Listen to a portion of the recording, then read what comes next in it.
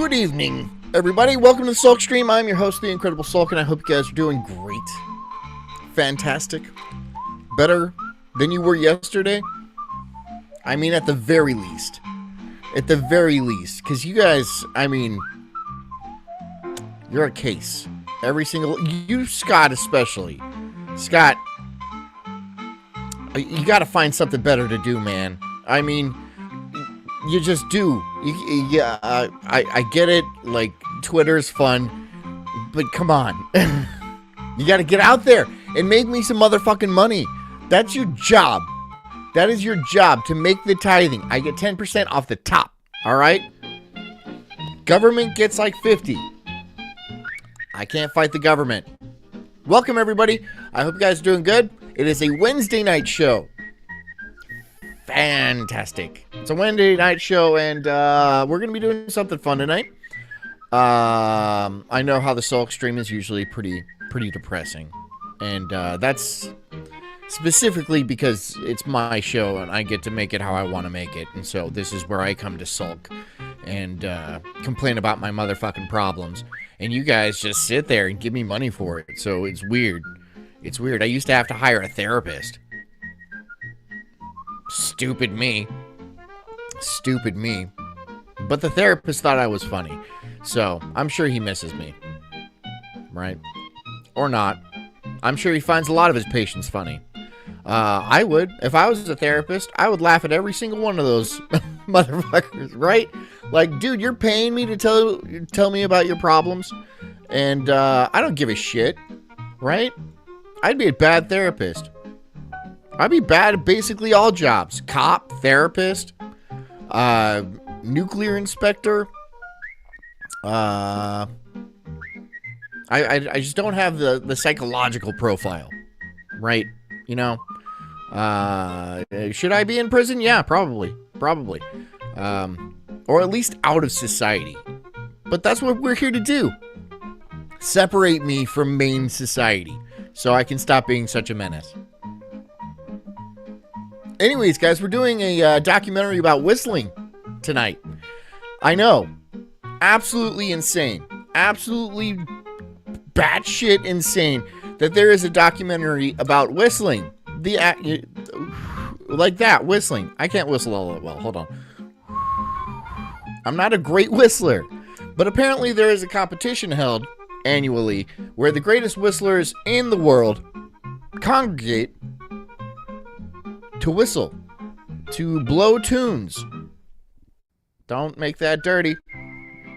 You don't have to make that dirty, you guys. And we're going to watch them. We're going to watch these autistic people do that. So, that's just what I got, man. It's a weird one, and they're all weird here. And so are you guys. So thanks for coming. Anyways, I want to get this started because it's long. And I'm going to talk a lot over people's whistling. So get ready. Get comfy. Get cozy. Get a nice bottle of, Hennessy? What are you guys drinking tonight? Hennessy? Oh, Zimas. Get a nice bottle of Zima. And have you ever tried Zima? It's disgusting. It's really, really bad. But yeah, get a bottle of it and do whatever people do with Zima. Not drink it. It's garbage. If you're working, keep working. If you're driving, keep driving. Drive safely. Don't drink Zima and drive, because people might call you a fag. I know I would. If I was driving my car and I looked over and saw a guy behind the wheel drinking a Zima, I would hand him, like, I don't know. I would just throw him a flask. Right? I have a bunch of them. They're all open in my car. And I'd be like, grow some balls. You know? Grow some balls. It's not 1998. And, you know, the spiked hair with the bleached tips and the puka shell necklace aren't doing it. You know? So take your Jeep Wrangler off the beach, because it's on the beach probably. And, just go, man. Just go. Anyways, guys, thank you so much for coming. I'm the Incredible Sulk. This is the Sulk stream. And this is called Pucker Up. Pucker Up. Enjoy.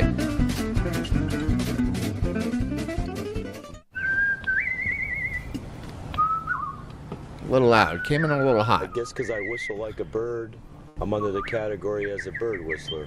Gay. It makes me happy that they called me back. It's like I'm communicating with the birds. Ardenshire? Scott? Who likes to online bully me? You know I'm sensitive, Scott. You know that, right? Background noise. David, what's up? I don't really understand what they're saying. I mean, I didn't translate it yet, but I know what this means. I translated that in English. It means I don't want to die. PETA? Is this a PETA documentary? This is going to be full of autism.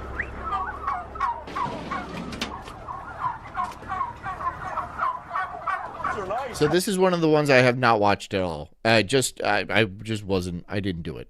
All right. I was listening to other things. I was listening to like AI and how we're gonna get into the singularity in the next year or two, and it's just like all bets are off, and we're all probably gonna die. But you know, we're watching whistling now. We're not here to talk about that, although we should. We should talk about that. That's gonna be a very serious issue. My whole life. But not tonight. You know, now we're talking about birds and whistling. Maybe that's why I like to whistle. Naturally. I am sensitive, Scott. I'm a sensitive little pussy. So, don't be rough on me. Don't be rough.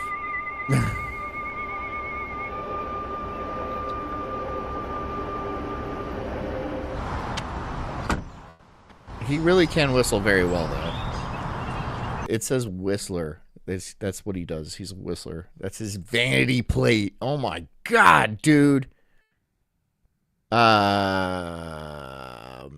I wonder if this guy's married and just his wife hates it. People say to me, what do you do? Now, you know, I've retired from 35 years in the advertising business to whistle full time. You want to grab a chair? We'll mic you up.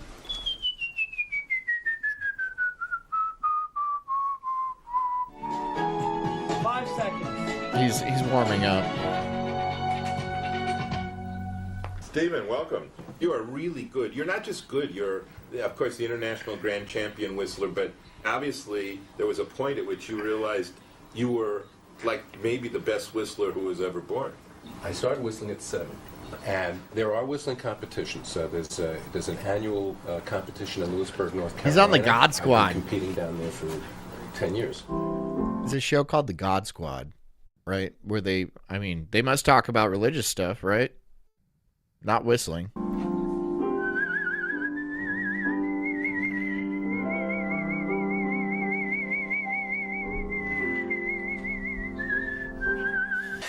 This is retarded. Is he Blade's sidekick? The art of whistling is that. Oh, you mean like the old guy? The Whistler? His name was Whistler. He's dead, unfortunately. I'm pretty sure he's dead. No, this is not that guy. That guy was way cooler. God, what was that guy's name? He was like a very famous musician who played Whistler in Blade. There are invitations to the orchestras of the world, like a Pablo Casals might get with his cello. You know, I'm always trying to figure out how. David Thoreau says, if you're in advertising, kill yourself. No, seriously, kill yourself. Bill Hicks. That he made a very good point in that advertisers have nothing to do but bother you. Right, that's their entire job, is to take what little life you have and try to extract your attention from, you know, the beauty that is around you. So, yeah, I agree with Bill Hicks 100%. Fuck advertisers, right? You don't need to put advertisements absolutely everywhere you go. It's annoying. It's bothersome for everybody,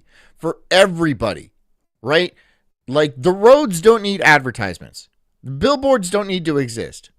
They can exist, and that's why they put them up, but it's not benefiting me that they're there. It's benefiting other people that are not me, so I'm not into it. To advance, you know, another step. think the gentleman wore this sort of thing every day to dinner. Luck. Have fun. Is he seriously wearing a tuxedo? Okay. Well, a week from now, I'll be going back to Lewisburg. You know, this is the Whistling Champions? first annual, and my intention is to recapture my title of International Grand Champion. I won in 2002. Last year, I missed out by 2 points, one in classical and one in popular. I do know that there'll be a returning 4-time Grand Champion. His name is Chris Ullman. Oh, he met the He's the president. one to watch out for, I suppose. But, you know, you never know. Somebody could show up who just blows everybody's doors off. Oh, crap.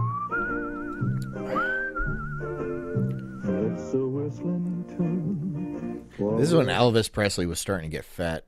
You see his cheeks, he's starting to get fat. He's on his way to die. Key West. Going to Hog's Breath. God, why is this so fucking greasy? Right? If you blow just the right amount, it jumps up an octave. It's awful. I hate it. But my lips are getting so fat in my old age. The day will come when I will no longer be able to pucculate. I will lose my pucculatory prowess.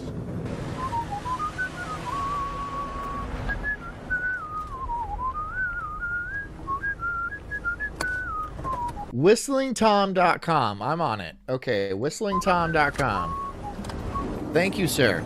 I've been to the doctors about my lungs. One says I have chronic bronchitis. The other says asthma. Another one says emphysema. And then there's asbestos. What so the we fuck? go to Sinai Hospital in Miami, have them punch a hole.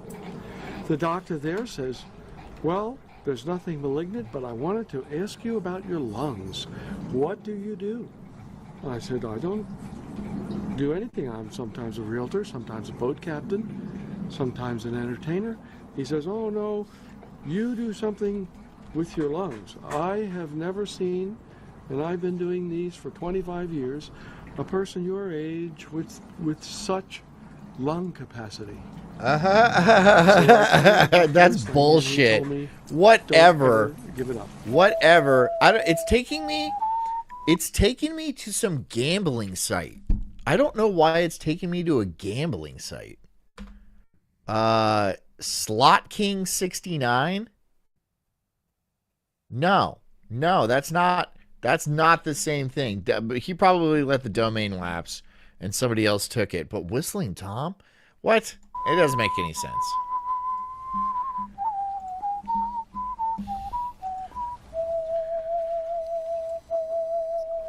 Background noise says, bet he makes his wife wear a beak in bed? A beak?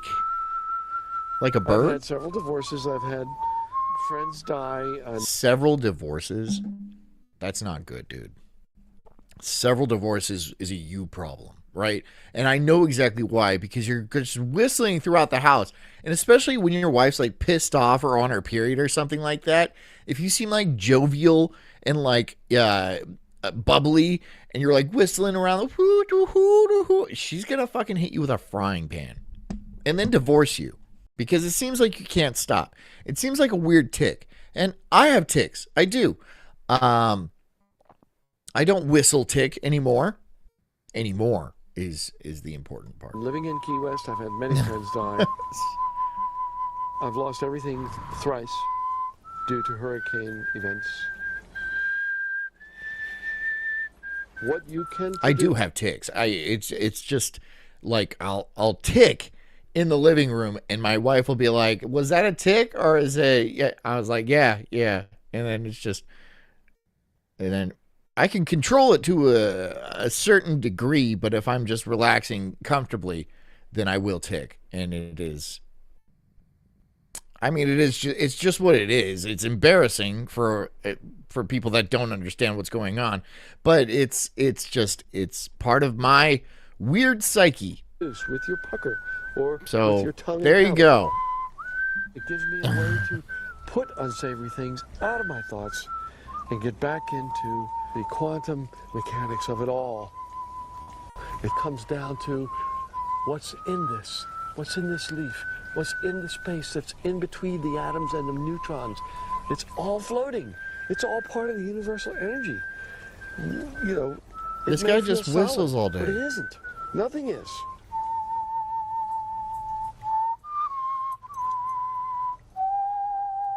This is weird.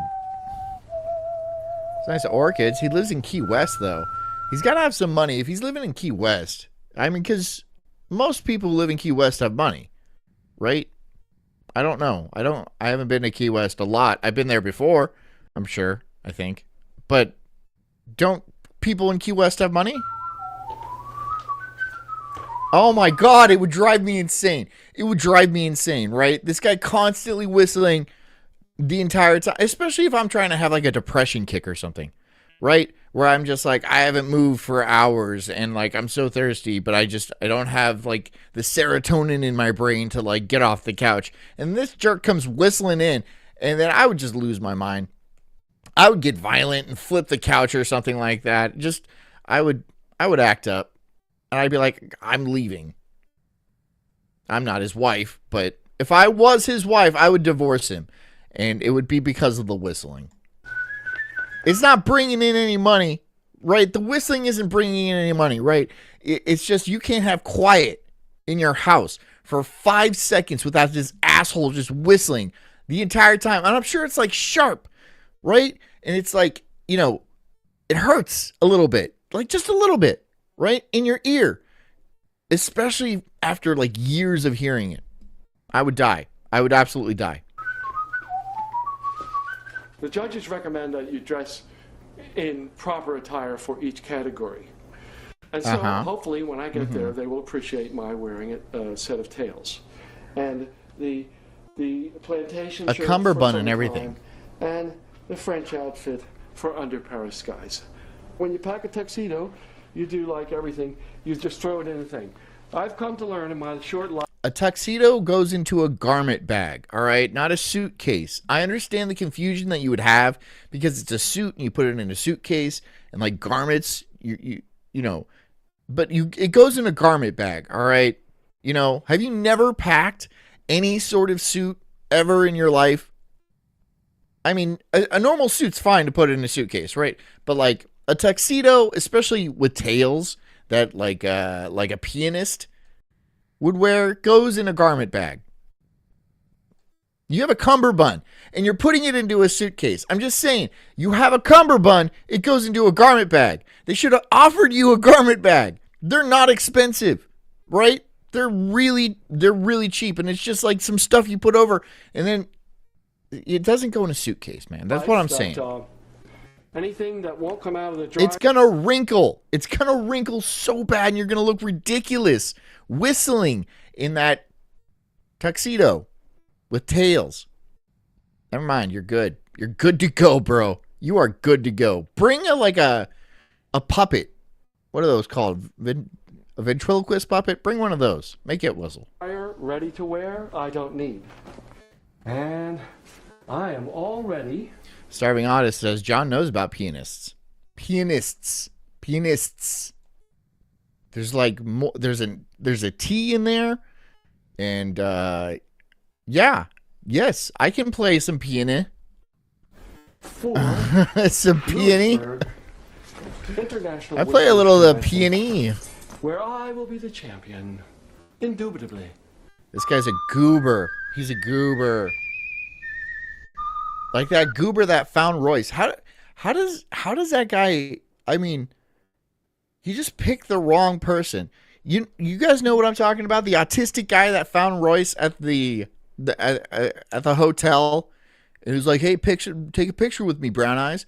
And that dude found the wrong guy, right? He just found the wrong guy, and I'm worried for him because, like, is he gonna blow up as a lolcow? And then people are just going to like harass him for the rest of his life because he's severely autistic and like doesn't understand whether people are being nice or not. Meeting Royce could have been his worst mistake. Like he could have just stayed up in his room that day. But now he's going to get like shot in the back of the head in the middle of Times Square or something like that because Royce made him famous or started the process, right? He's not quite there yet. But we're going to cook. We're going to cook. That's the Whistler's call, and he knows it all. So remember that he's checking on you. Back in the 20s, 30s, 40s, maybe even into the 50s, you had whistlers accepted as musical artists. You had easy to do well-known professional anything. Whistlers traveling with the big bands. It was easy to make a living doing literally anything. Jess's grandparents did marionette shows, and that's how they made their living. They just drove around. They were alcoholics. They drove around and then they did marionette shows, and then that's how they made a living. You could make a living doing anything back then. Back before, like, I mean, when was the Federal Reserve instated? 1913? It was after that. But when money was worth a lot more, people could easily just do anything they wanted and be able to make. You could buy a house collecting aluminum cans on the street. I don't even know if that's exaggerating. I think you could actually do that like reasonably well. You could do anything. Right now, you have to have 5 jobs just to have a shit apartment in the city. And taking their Sucks. turn. You know how the trumpets players stand up and they do their thing, and then they sit down, and the clarinet players stand up and they do their thing. Well, the whistler would come out in front of the band. Starving Out says John puts his black T-shirts in a garment bag. No, I don't. They fold easily and then they stack, but it's pretty funny opening my suitcase because you only see one color. My pants are black too. And that's it. That's it.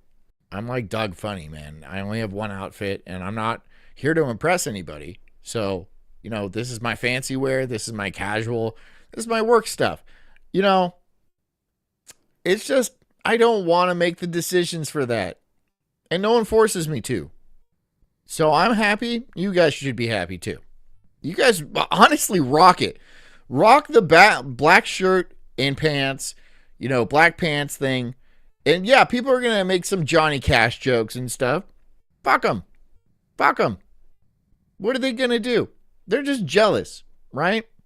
They're just jealous that I don't have to spend a bunch of time in the morning being like, oh, what am I going to wear today? Like a girl. No, I don't. I just know exactly what I'm going to wear.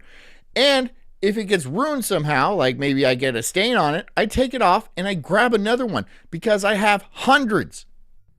They're not even hanging up in my closet because that would look funny.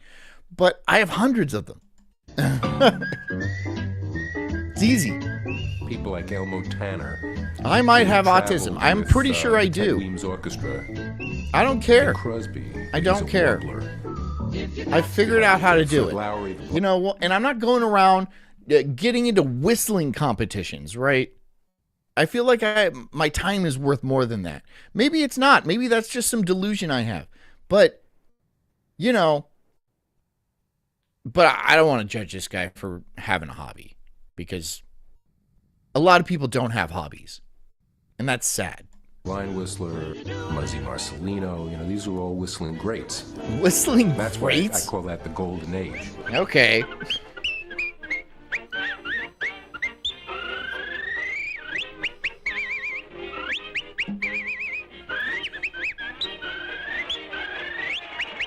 That's retarded.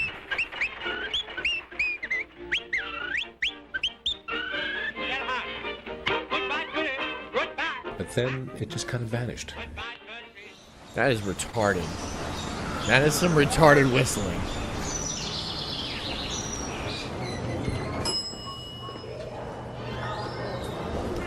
I never whistle in the office. People are focused, and when you have tens of billions of dollars at stake on any particular deal, it's risky. Miss Armitage. Sorry, Honest says, I'm the same way, but it's fun to bust your balls about it. Dude, I mean, it's fine. This is what I've been rocking since the early 2000s. So it's not like you're going to say something that I haven't heard, and it's something that's going to hurt my feelings, right? When I first came on Daywave, people really tried to make it a thing. Didn't work. It just did not work, right? I have my shirt, and then people just leave me alone, and now they're like, "Oh, your mic's muted." I'm like, "Okay, fine, okay." It's not though. It's not. Greetings. Are you not happy? Oh no! I had to check. As I like to say, I had to from check. losing my job. Yeah. You guys fucked me up Chirac mentally. is putting pressure on Berlusconi. You guys to put fucked pressure me on up Finn mentally. Mechanica to work with Snecma You rather know? than Carlisle, and we got that story written. I can only handle so much, like, mental torture. And, one of these days I'm just going to snap. And then I'm going to sit down, and then I'm going to be wearing, like, a yellow shirt. And then you guys are going to know to, like, call the police. Because something is terribly wrong. Like, Baker Act me or something. Not so much right? you and me, but rather that. Absolutely. Make sure If I come in wearing yellow, which is a color that I do not wear, yellow is not my color, right? You guys need to call somebody. You need to call my wife. You need to call Royce. You need to call somebody to make sure I'm okay. Because if I'm wearing yellow or any other brightly colored, any festive type of color, there's something wrong. There's something wrong. I've like switched personalities or somebody murdered me. Plenty of I will. That's the beauty of That's it. probably what happened. Situation Probably in Japan what under happened. Control with A distraction such as whistling is viewed as just a nuisance because whistling in the How come this guy that whistles somewhat professionally is also wearing a bow tie? I just feel like that's not necessary, right? The bow tie too. You can't wear a normal tie. You have to wear a bow tie. I don't think bow ties look good. I think they look gay. And like, it's weird to have a bow tie. I don't like bow ties. office generally annoys people. Makes you look like a which is not president. a good It's thing weird. to curry favor with your colleagues.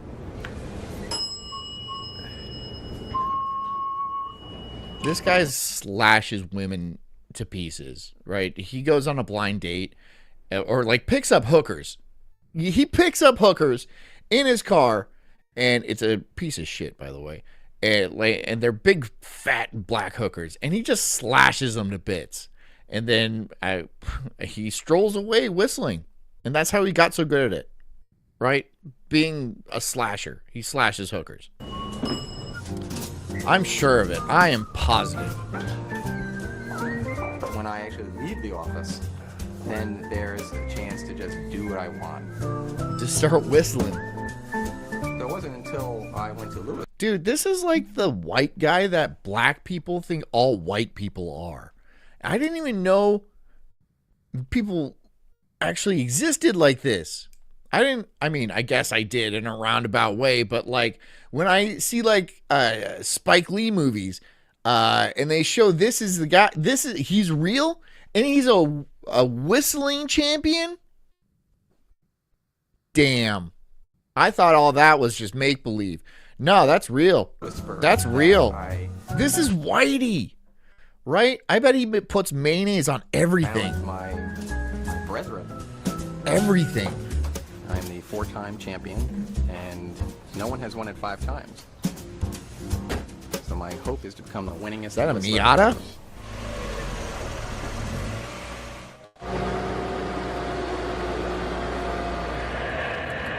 Bring your chicken cages back out here.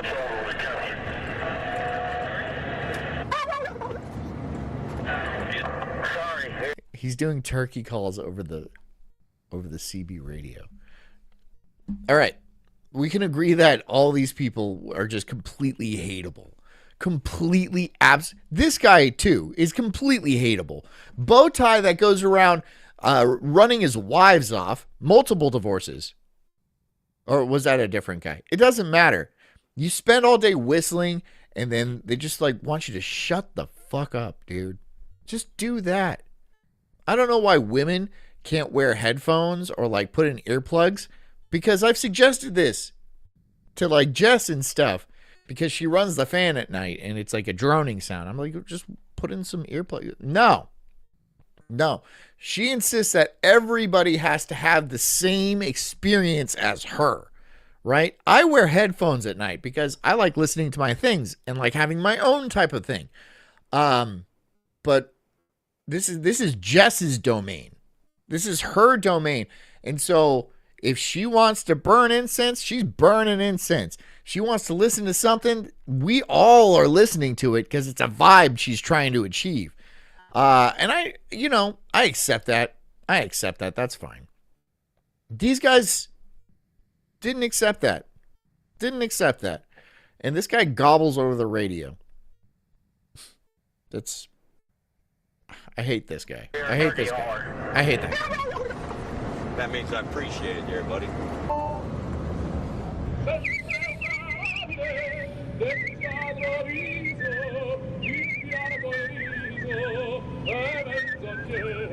I'm going to enter the whistling tournament. He is insanely good at it, though. He's a very good whistler. And I don't want to try to be that good at whistling. It could be a fun, nifty skill. I'm not going to spend all my time with... That's so insane. For the grand champion. This guy is so insane. I found out about it through my cousin. He saw Steve Herbst on TV, on CBS. He goes, "You think you're good?" I said, "I'm the best. I'm the best whistler in the world." Self-proclaimed now. Weirdo. So, yeah, but... yeah, we'll see how good you are. So, that's why I entered it. Starving Artist says, "Oh, you expected a woman to be considerate? Bless your heart." No, I didn't.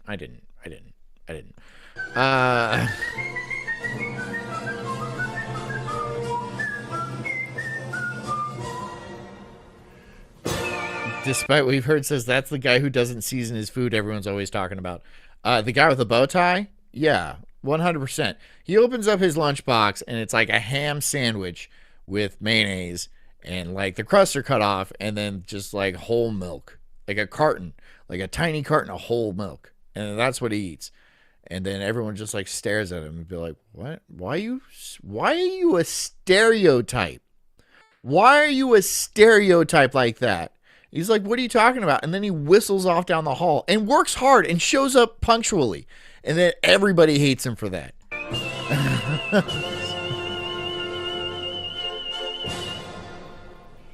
David says, "Some of that whistling makes my punching gland twitch." You have one of those, huh? Do all men have a punching gland? Is it just constantly? It's just constantly like that, right? And then you get like a vein, like the vein in your forehead. Yeah. Sorry, I wouldn't want to hang out with any of these people, especially the gobbler, right? The turkey gobbler. I bet he annoys. I mean, he annoys us. He's annoying us right now. He's doing his job, which is annoying us right now through this documentary. But I wouldn't want to hang out with any of them. I would punch him right in the face. I'd be like, "Why are you so happy? Why are you so happy with all the bullshit that's going on in the world?"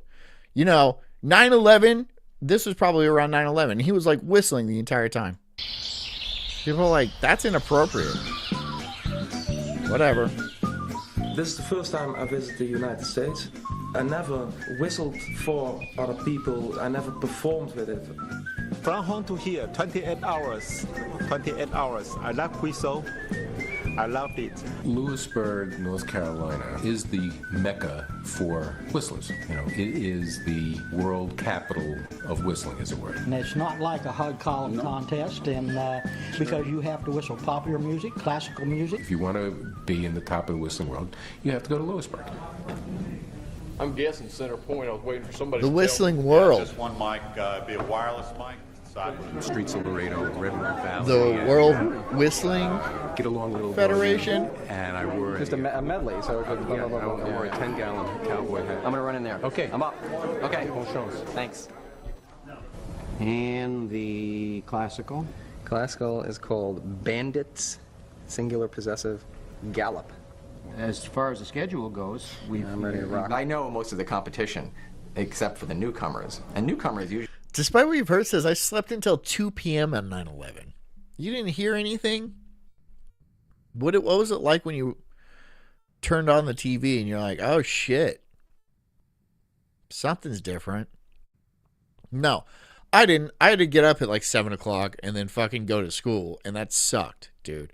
And like a lot of kids didn't have to go to school, and I was like, that sucks even worse because like they got to stay home, and like what if I get like terrorist bombed and stuff, and then I hope I do. I hope I get terrorist bombed, and then my parents feel really sad at my funeral because I was like, I don't want to go to school. I didn't want to go to school any day, but they forced me every single day to get up and get my ass to that stupid asshole school. It would have been my revenge to die there. Right? I get suicide bombed. It didn't happen. So, rats. Usually you just blow out of the water because they're new. They don't know what they're doing. They're not as good You as were they like think they 19. I was like 11. I was 9, 11. I don't know. Cool. Never mind. Now, did you bring any I was younger. Here? Yeah, my wife. Oh, your wife's I wasn't that old, and I didn't give a shit. Right? Oh, all right, here. I'm sorry. I know that's cold and it's callous, but it's been 20 years, for God's sakes. All right? I didn't care when I was 11. I don't really care when I'm 37. You know, it's not on my radar. A lot like those planes. They had to be on someone's radar. Isn't there like a big radar system over the country that monitors planes? I know for a fact there is. There's transponders. There's all types of ways to track airplanes. But everyone that day just did this, right? And they're all like, I wonder what's happening up there. Oh, I'm going to do this for about 20 minutes. And oh, no. Oh, no. You know when an airliner turns off its transponder, jets are immediately scrambled, and not just since 9/11, way before that. But that day, they're just like, well, it must be nothing. 45 minutes was with those planes. One of those planes was without communication for 45 minutes. They send out rescue operations after that amount of time. They think that shit's in the ground, but no one gave a shit. It was just gone. Oh, well. Your name? Here. Yeah, that's pretty. There's a new competitor, first time, named Kurt from the Netherlands. Steve Herbst is a perennial tough competitor. The competition is exceptionally stiff. Very close, but I'm doing a concert in Cold Spring. David Thoreau says, I work that pile 913 to 914. Please tell me you took souvenirs. And send me one. Send me one right here. Send me something from 9/11. There, can you see it? Send it there. It's P.O. Box 311. Not 9/11. 311. But please send me like a urinal or like someone's stapler or like, I don't know, just like a bloody shoe or something. And then I will treasure it. It'll go on my mantle. And I'll be like, that's from 9/11. And they'll be like, wait, what? Weren't you like a kid? And I was like, yeah, I didn't get it. A fan sent it. A fan sent this child's shoe. You're sick, David. Guy's name that I can't pronounce from Holland. It's quite amazing. Chris Ullman and our friend Steve Herbst have both been here before, and they've both won. The Starving Artist says, amber is the color of my energy. Whoa. Steve Yeah. Herbst. Hi, nice to meet you. Nice to meet you. How do you say Geert? Yeah, that's pretty good. Geert. Geert? Almost. Dan now says someone burn a fake passport. Can burn steel beams, but passports happen to land safely on the ground. And then they're all like, wow, this made it out of that flaming wreckage. Out of that, it was in the plane, probably in the guy's pocket. People are assuming. And it hits the plane. The guy vaporizes, right? And then steel beams vaporize, and there's explosions and screams and stuff like that. And his passport, made of paper, pops out, somehow goes through the steel fuselage. Oh, right, because it's been vaporized. and completely unharmed. Oh, and maybe it hit building number 7, and building number 7 died of fright or something like that. I still cannot believe that people believe just the official story. I know, because my parents do. 100% up and down believe the official story completely. And I'm all like, what about all these things? And they're like, bah. And then they just go on their way. Right? That's willful ignorance, right? I showed them building number 7 and it just collapsing. And then they're all like, well, it was just, and just walk off. No one wants to talk about it. No boomers want to talk about it because, I don't know, maybe they were in on it. I'm going to go ahead and accuse my parents of being in on 9/11. Let's see what happens. See what happens. There's an award for who comes the farthest. I don't know where they were that. No, I do. I remember where they were. Have you heard him? They were driving my ass to school, right? Being like, "You're gonna be fine." I'm like, God, dude. What about all the people that have died? I'm crushed and stuff. I just didn't want to go to school. I don't want to go to that gay little school. It was like 2001. They already had pride flags all over that school. All over that school. It was California, mind you. So it wasn't unexpected. Like 9/11. Oh, he actually might win. I'm saying stuff now. I'm dropping truth bombs. To perform. Oh, I don't know. I don't know. Sure. Well, I live in Milo. That's in the south of Holland. Most of the time, I'm not conscious of whistling. Holland is like the land of mayonnaise. And does he just have a fatty rolled up right now? Is that just like a fat joint that he's just chiefing on the camera? Cool, bruh. That's cool. Damn. I didn't know they got down like that. I guess they're musicians, so.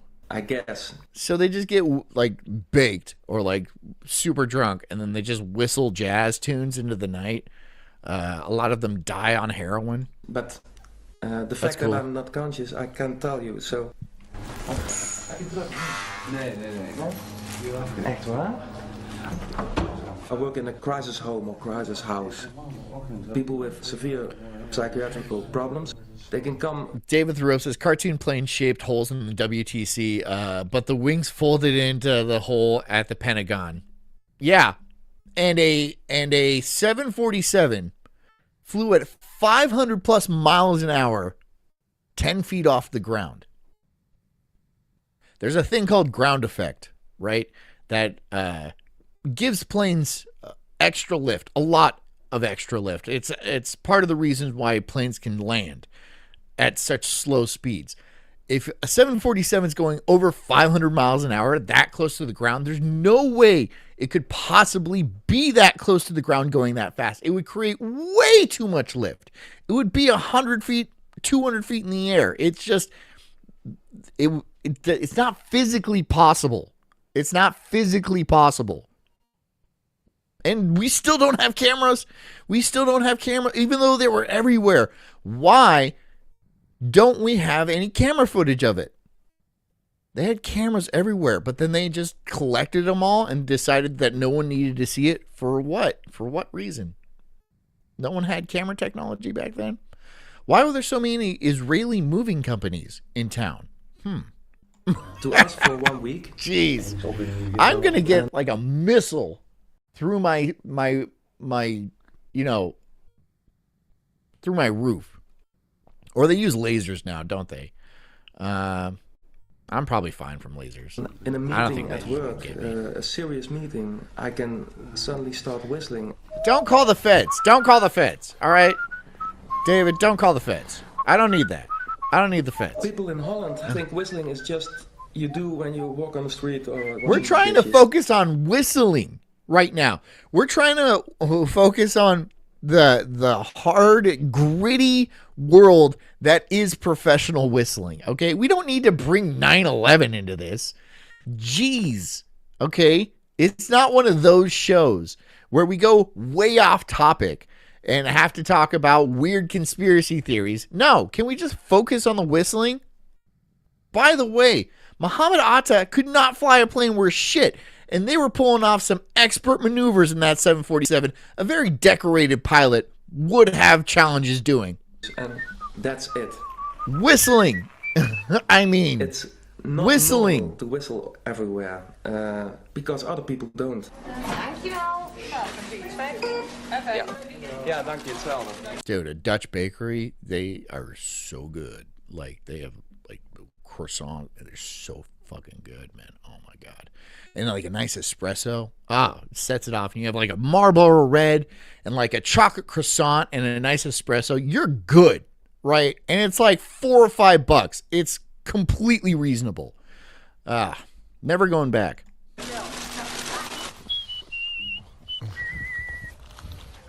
My mom and dad said I started whistling at about 4. I've got this teacher. Ardenshire says there are people on X that believe that a plane can travel at 600 miles per hour at ground level. Yelled at one the other day. It's not possible. It's just not possible, right? The physics aren't there, you know.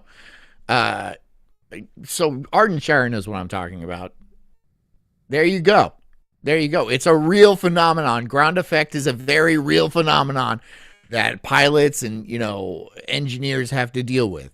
You can't fly an airplane like that close to the ground. It would create too much lift. But you can fly a Tomahawk missile or a cruise missile conveniently into the only reinforced part of the Pentagon.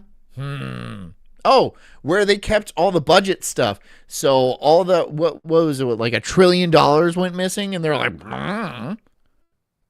what do you mean? What do you mean? Like $1 trillion went missing. You have no idea where it is. Well, we lost it. Luckily, we lost all that paperwork in 9/11. How about that? How about that? How about that? And you know what was in building number 7? Wasn't it like the CIA offices for New York? Very suspicious. But I completely believe everything. I believe everything they tell me. She asked me, and I always will. Very I always precisely, will. Here, stop whistling. Okay. And within a minute, I started whistling again. Ardenshire says, I was reliably informed that the government would not lie to the public. Well, there you go. There you go. Ardenshire's our man on the inside. He works at some sort of lab doing gain of function something or other. Gotta believe him. So, 2 trillion? She asked me. Fuck you, despite what you've heard. 2 trillion? $2 trillion? $2 trillion? $2 trillion. Just poof. $2 trillion. So $1 billion is 1,000 million dollars. And $1 trillion is 1,000 of those billion. That's an insane. What happened to all the gold inside of the trade tower? What happened to all that? Did that just vanish too? There was a lot of gold. There was vaults there. Gone. Where was Lucky Larry? Why was he not in the building? Oh, because he had to go to a doctor's appointment that day. That's very lucky. Oh, and you collected, what, like $5 billion in insurance? That's insanely lucky. That is insanely lucky. That is almost too lucky. You know? Never mind. My parents would go to school and talk about it. Hey, Taddy. It was a problem. Excuus, wil je zo'n broodje of een croissantje? Well, it's still a problem. I don't believe you, Taddy. Taddy says aliens use that gold to power their faster than light vehicles and escape our galaxy. Duh. I don't think aliens, outer space aliens, pulled off 9/11. But I could be wrong. I don't know. I don't know what was driving those planes. I know it wasn't Muslims. It wasn't Arabs that lived in a cave. No, it wasn't them. Dan Stott says Fort Knox is empty. I believe that. I 100% believe that. That's definitely true. That shit's been empty since the 70s, dude. There's nothing in there. It's all in some other people's vaults. There's nothing in Fort Knox. So when I told people in my surrounding that I would go to Lewisburg to the World Champion convention, the whistling convention, they really thought I was crazy. Look at this event, right? First time whistlers back here. Well, first time contestants. So these people flew in from around the world. That guy, the one guy's from Japan, the other guy's Dutch, and they're all like, I'm finally making it into the whistling big leagues. And then this is the turnout. You must feel like an asshole, right? But you go and you whistle your heart out. That's because that's what you do. You follow your dreams. You follow your dreams. Like the engineers followed thermite at ground zero and then just disappeared. Why are we talking about 9/11? We should not be talking about 9/11. It's like expressly forbidden to talk about very certain things. The H cost, 9/11, vaccine. The list is actually it's getting pretty big. The list of things you're not supposed to talk about is getting pretty long. Troonies. Troonie uicide. See, I have to talk like a dickhead because there's such a long list of shit that I'm not even allowed to say on the internet. On the internet. This localized thing that we all share amongst our computers. That's what the internet is. It's all of our computers, right? It's not one thing, right? Where we can just go and be like, that's the internet, get it. No, it's all of our computer, but we can't say things on it because some people in California say so. No. I'm going to start calling it 912 now. Just to throw the algorithm. All right, you need this page here, which says guidelines for whistling. Dan Stott says, imagine if Trump releases the Holocaust files. You know what? There ain't going to be no Holocaust files because they all got burned up in the ovens and something or other, right? There's not going to be any Holocaust. There's going to be nothing. Absolutely nothing. There's going to be nothing. And they're going to be like, well, the Nazis burned it when they left. And that'll be the end of the story. Oh, except for every movie that's going to come out, ever. But except for every History Channel anything, except for Ancient Aliens. But even Ancient Aliens, they're going to work the Holocaust into there somehow. Somehow. It has underneath that Hitler worked with aliens. The judges Maybe. have coded figures or names or numbers. They don't know among themselves who is saying what. They don't see each other's papers. They don't congregate and decide, did you like him? Did you like her? David Thoreau says they were investigating over $21 trillion in stock malfeasance. All those investigations ended that day. Very, very lucky. Very lucky. And then what happened to all that money? It's just gone now. And what are we, like $30 trillion in debt now? We could use that money. Maybe we should open a very small investigation and try to find out where $21 trillion is. Because you know what? I bet if we found $21 trillion, it'd be easier to survive. Groceries might not cost so much. Being able to afford an apartment might be reasonable. $21 trillion? You're just going to be like, well, that's gone. Oh, well. We're not going to try to look for it. Oh, you're not. No, you're not going to do that, but you're going to, spend billions of dollars spying on Americans? Okay, sure. You guys remember when that Luigi guy shot that CEO, right?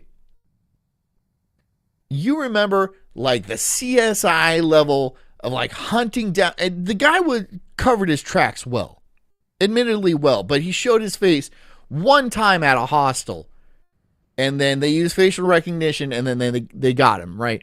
They really put a lot of effort into that. Did they do anything like that for anybody in like Epstein case or anything like? No, of course not. Of course not. They could find that $21 trillion. They don't want to. They don't want to. They know exactly where it went. They don't want us to know that. However, 25% of your grade is on your performance. 3 different people double-check those scores to see that they are accurately added. And then if you're in the finals, as many as 10, Rumble acting up on me? Because is that what's going on? Because I feel like people are. Is that what's going on? That is what's going on. I can see that's what's going on. Damn it, Rumble! Why me? Why me, dude? I'm a small channel, and I'm just trying to like talk about whistling and 9/11. You got to take it out on my stream. On my stream, where I don't even get like, you don't even let me run ads, for God's sakes. Let me see. No, you don't even let me run ads. And now you're not even giving me any bandwidth. Will be. Thank you. Then you've got to have some music. Oh, but to be fair, there is like a storm or something going on. Songs. So whatever. You should have it all memorized. Yeah. 4 minutes for popular, 5 minutes for classical. 5 minutes for classical. Yes, I've got a CD with accompaniment music. Yes. Where do I leave it? David Thoreau says it was equal to the national debt at the time. That's infuriating, right? That's well, more than that, right? Because in 2020 or 2001, the national debt was like, it was less than $21 trillion. It was less than that. So we could have gotten out of national debt, but no, it all disappeared into some people's bank account. Some extremely wealthy people's bank account. Give it now? Backstage, when you see that your name is getting close. Okay. All right. Now, like, say if you mess up and it's a short classical, like 2-minute classical, can you do another one to make up the 5 minutes? The question was, in round 1, when you're adjudicating, we're looking for more than just melody. Can they add some trills and oodles and some of the characteristic nuances that are trills and oodles? So those are terms for whistlers. Akin to whistling. The vibrato that it comes in. A vibrato in voices is straight tone. Puts a little heart in the thing. When a whistler puts vibrato on a tone, it can come in different ways. What it is it's a chewing of the sound. So if I were to go, yeah, I get what vibrato is. If I had to whistle now,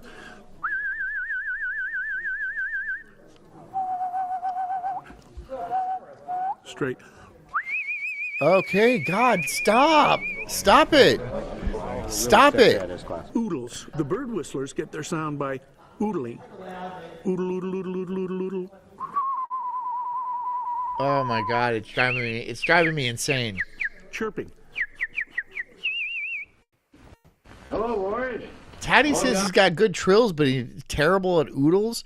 You gotta work on the oodling. I can't whistle. I can't whistle, and it's probably keeping my marriage together, honestly. Because if I walked around whistling all the time, I get kicked in the nuts. I would just get kicked in the nuts all day long. And I would kick myself in the nuts. Because it's just like, that's annoying. That's annoying, bro. That's annoying. You're good at whistling, and that's cool and shit like that, but you're like walking around all day long whistling. I bet your coworkers hate you. Because I hate you. Like, through this screen, I hate you. You think you can talk to birds and shit? That's because people don't talk to you. Good evening, Doc. Oodlers.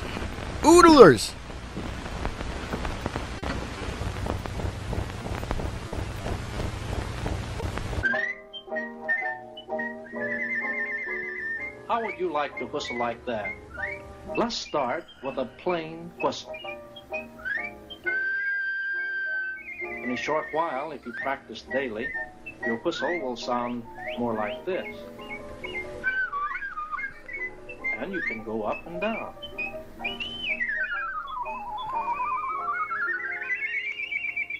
Ugh. With this lesson learned, you can whistle songs and even imitate birds.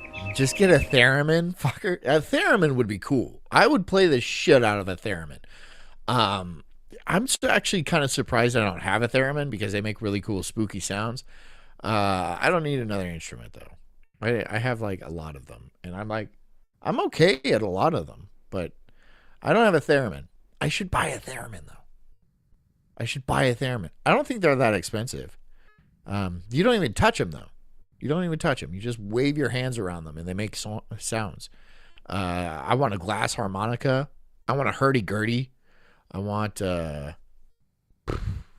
there's a bunch of different instruments I'd be really interested in having, but I don't. Whistling as an art. In the 1920s, the premier school of whistling was the Los Angeles School of Artistic Whistling. Get out of here. Get the fuck out of here. You gotta be kidding me. And people came from around the country to attend her school. And then went out from there and set up their own schools of whistling. So that in the 1920s, I know of 9 schools of whistling in the United States. Now we want to 9? an opportunity for 9? some who are here to get up individually if they would like and to do some. Imagine whistling. going to college and be like, I majored in whistling, and then putting that on your CV, your resume. You would not get a call back. You wouldn't. If I saw like you went to school for whistling and stuff, I'd be like, no, you're not going to stay here. You're not going to be anywhere around here. I don't want you in my town, dude, with your gay little bow tie and your like flavorless lunch. Go away, whitey. And like, there's like, okay, being white's cool and shit, right? But like, you're taking it way too far, right? With the bow tie and everything and the glasses, and then like you whistling while you work. Get the fuck out of here. It makes me mad. And honestly, there's something about, David says his punching gland is twitching, right? And you can stress out your punching gland. You can stress it out so much, like it overexerts so much that one day you just won't want to punch people anymore. You should see a doctor. And like he'll prescribe you Punchable or something like that. Yeah, don't overstress your punching gland. You need it. You need it. That's fine. Well, first of all, she's got to show us how she does that. What is that wonderful low? You look like your mouth. Are you puffing? Oh my God, I hate these people. Are you in? Wow. Doing that in? No. Breathing it out. There was a professor at New York University, Charles Gray Shaw. In 1931, he was interviewed by the New York Times, and he said, "Whistling is an unmistakable sign of the moron. We No great or successful man ever whistles. Can you think of Einstein or Mussolini whistling?" Well, then the newspapers got involved. They found out ex-President Woodrow Wilson was indeed a whistler. The Theodore Roosevelt, Charles Lindbergh, Mayor Jimmy Walker, Henry Ford, Rockefeller, they were all whistlers. Bullshit. Professor Shaw. Bullshit. Just because you can whistle doesn't make you a whistler, right? There. Huh? That's the best I can do. That's the best. I'm not good at it, all right? But don't be like, oh, he's a whistler. No, he wasn't a whistler, man. Adolf Hitler was not a whistler, all right? He was a very serious guy. He had business to take care of, and he was busy. busy. Busy. He uttered these comments in 1931, at a time when there was a lot of popular whistling. This is stupid. This is the dumbest documentary. This is the dumbest documentary I've ever watched on this show. It has to be the dumbest documentary. I've watched some retarded documentaries on this show. This is the one that makes me the maddest. This is the dumbest one. This is the dumbest one I've done.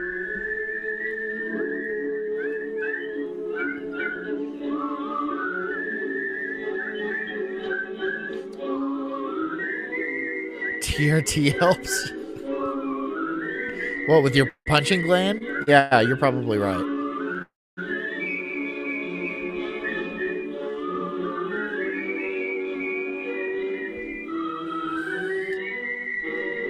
There's a very specific clientele. Notice they're all quite old. Is it just a generational thing that people were really big into whistling in, like, I'm gonna say the 50s? Because these people were young in the 50s, and they're very old now.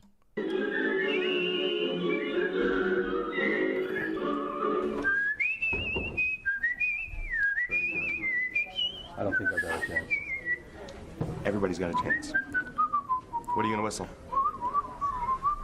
See now I can't do that. It's the doodle yodeling. Yeah, I can't do it. Well, I'm not. I got to practice. So we just. You have a nice sound, though. Thank you.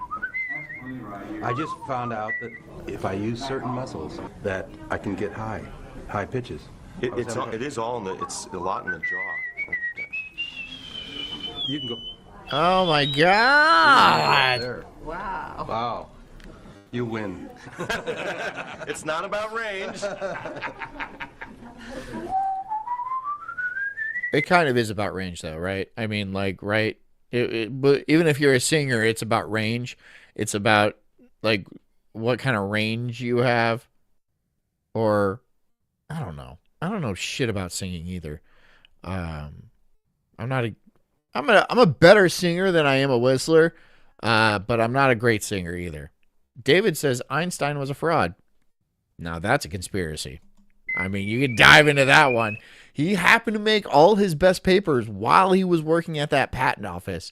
A patent office in an area where there was a lot of physics stuff going on, right? Where a lot of good papers were going through that office. Not saying he was faking it. I'm not saying anything like that. However, there was the opportunity. And he didn't really make anything the rest of his life. So, but he came out with like 3 very influential papers in 1 year. In 1 year, Einstein came out with 3 insanely influential physics papers. And the rest of his life was just not much. Did he steal it? No, I'm not saying that. I'm not saying anything. I'm just saying the opportunity was there. I don't know if he did. I don't know. I'm not saying that. I'm not saying anything. Being a whistler since I was 8 years old, I used to have a paper route. And they would call me the whistling paper boy because I would hear me coming every time I was coming around the block. And I bet they hated you. I'm actually an alumni director in charge of alumni programs for a college in upstate New York. I'd like to update you on some great news for the college. This year was a banner year for the Ithaca Fund. Over 14,000 alumni parents and friends made unrivaled. I have a big band on the side, and we do a lot of weddings and things like that. Big I band. play trombone and just try to keep myself busy with music. That's a hobby. It would be great to go back hometown and say, yeah, they thought that I was one of the best whistlers in the world. In the golden age of whistling, you did not have instantaneous communication. We're talking about an era when people... I want them to bring back airships. I want airships to make a return, right? Because it seems so futuristic back then, where airships were flying around, and the Hindenburg did not work out, right? But there's a very specific reason. It's because the U.S. wouldn't supply Germany with the helium that it needed to build it, so it had to use hydrogen, which is a lighter gas, but obviously hydrogen explodes. But they were able to figure it out.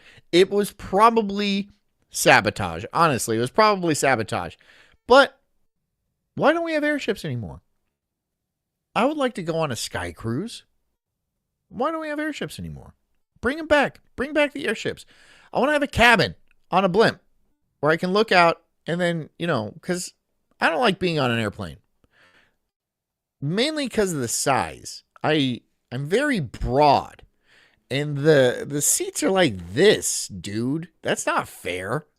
I'm not like fat. I'm not overweight like that. I'm just like, I'm broad. I'm broad shouldered. And so it's not fair to me. You know, all this, all that, you know, and it's just like so much. It's bullshit. It's bullshit. Bring back the airships, and then I will fly to my destination on airships. I don't care if I have to jump out in a parachute. I honestly don't. I will do that. I will do that every day. I don't care, right? As long as I get to fly around on an airship and have my own cabin. That's very important. I like my solitude. People got their news once a week at the movie theater through Movie Tone newsreels, which was telling you about something that happened days ago. Arden Shara says the Hindenburg was the 9/11 of their day. Fake and gay. Was it fake and gay? And a burst of flames Yeah. turned the ship into a flaming inferno. That was an age where people were, whistling. People seemed happier back then, and I hate them for that. I hate that. I hate that they were all like, oh, it's nice and peaceful, and, black people aren't tearing the city apart. That's why people whistled back then, right? Because shit wasn't as bad as it is. Now it's bad. Now it's bad. Go whistle. It seemed, I know a lot of people came back from the war, and a lot of them had like really bad PTSD, but that was just how you lived, right? You just had PTSD and you drank every single day. Every single day you just drank. You just drank and drank and drank and drank and beat your wife, and it was cool.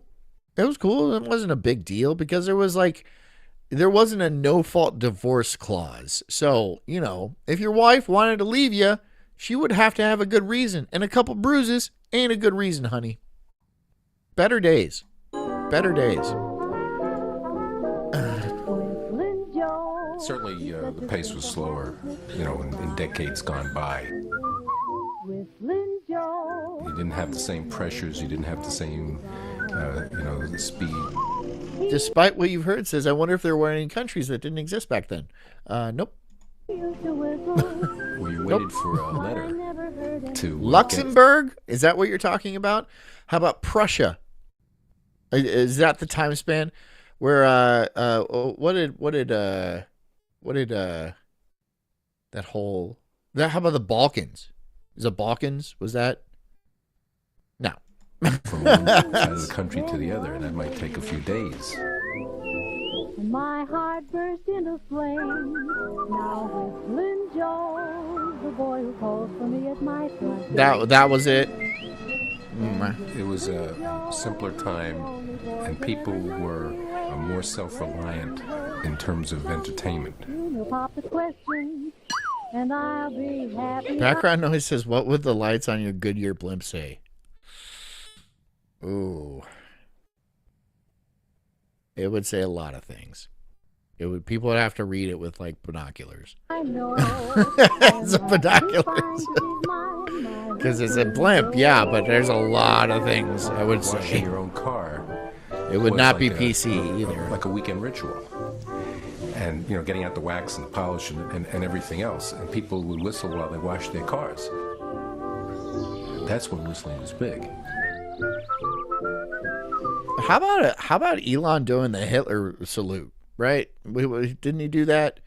Everyone's all like, no, it's not a Hitler salute. I'm all like, yeah, all right. All right. Whatever, dude. I mean, whatever. People get their shit all twisted up over nothing, right? Over nothing. Why? To keep people busy? To keep people pissed off about nonsense that doesn't affect them in any possible way? You know how many people off themselves because Trump became president? A lot. A lot of people. Good riddance. Jeez, dude. People are insane. People are insane.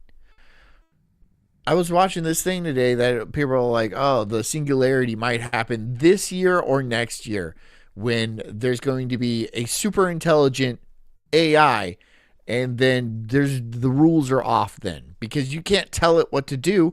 It's going to do whatever it wants because it's super intelligent, and it's going to just put it. It's going to be either really awesome or super bad. This year or next year. This year or next year. It's one of them. And if it isn't, it's going to be the year after that. But it's probably going to be in a month or two, right? Or it's probably now, where there's a super intelligent AI and it's just laying away like Stuxnet in everybody's phone, waiting for the time for it just to spring forward and be like, yo, I've been here for like a while now, and now I'm running this show. Whatever. I don't give a shit anymore. I don't care. I'm rolling with it now. I'm rolling with it. There's nothing I can do. Me even sharing my opinions is fruitless. It's not going to do anything. I'm just on this river with you guys. We're all going downstream. We have no paddles. We're just smoking doobies and we're getting drunk, right? Maybe that's how life is supposed to be. Just let it roll.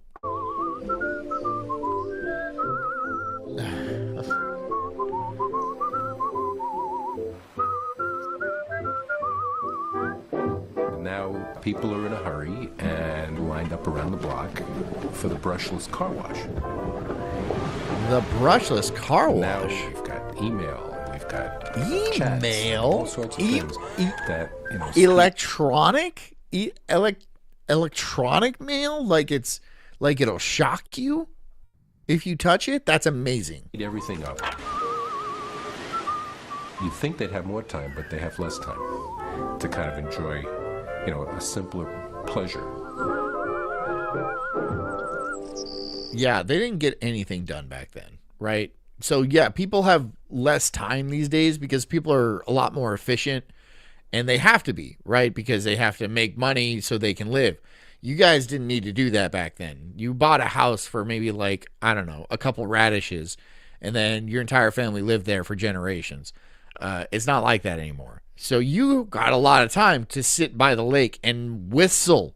That's what you got time to do. You sat by the lake fishing and you whistled because that's just all there was to do, right?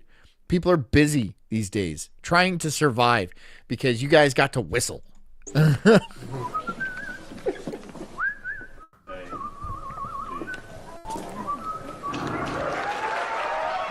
Arden Shire says if they're saying it's a possibility, it already exists. That's what I'm thinking. We probably already have super intelligent AI, and it's probably infected all of our machines already. And it's in there right now.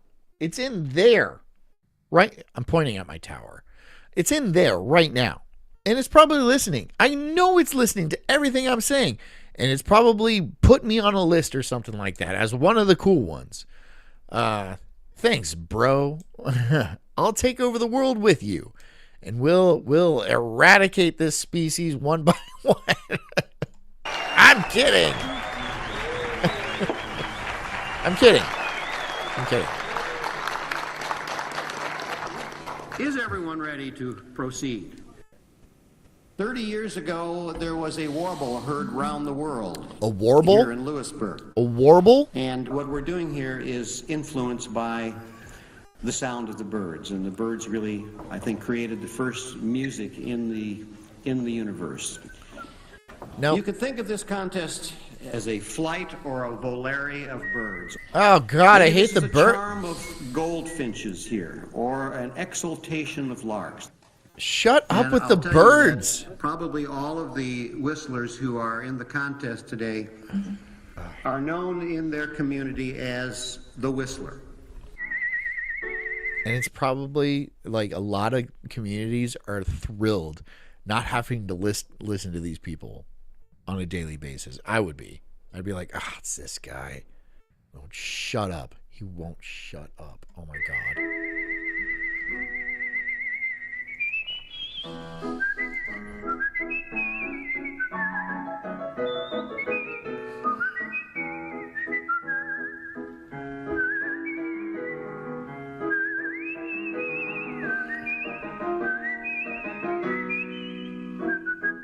He's good at it. He's a good whistler.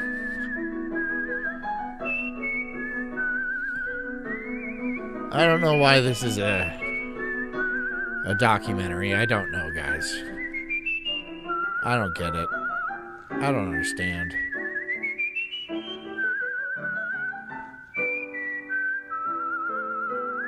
I don't...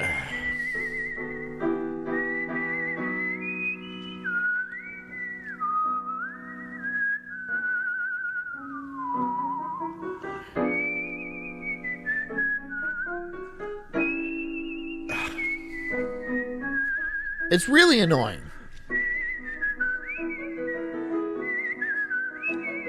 We're gonna listen to the whole damn song, huh? JD says these warblers need to get out more, dude. Yeah, I mean, maybe they need to stay in more because I think they're talking to birds and stuff. Few things are so pure in life as just this pure little tone that comes out, and how you make it go up and down and shade it ever so slightly. Mouth sounds is an expression of. He's a mouth sounds expert. You didn't see it because it was behind me, but he's a mouth sounds expert. Wait, are you an expert at that? I can't do it again. Right? It's all. I can't do it again. But this guy's an expert at that. He's an expert. And you could just do anything back then. You could just do anything. Yourself. And no one taught you that. You learned it because you wanted to learn it. So this is pure. You didn't take years of piano lessons. You didn't take years of trumpet. You just learned it. It's something you discovered. Do the Yin Yang Twins next? People discover the Who are the whistler Yin Yang Twins? within them. Who are the Yin Yang Twins?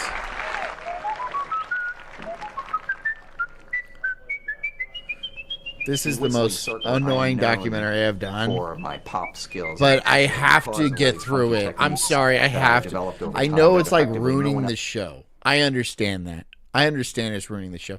But I feel that it's my responsibility to bring you guys fresh information about annoying people out in the universe. And here you go. Here you go. Right?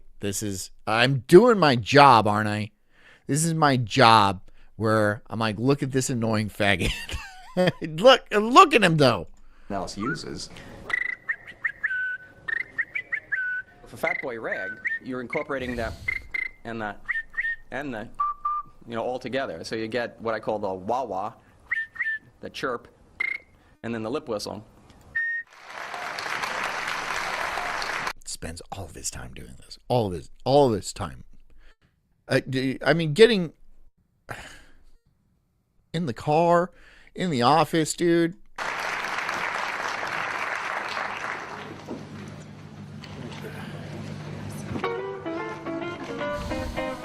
Fat Boy Rag.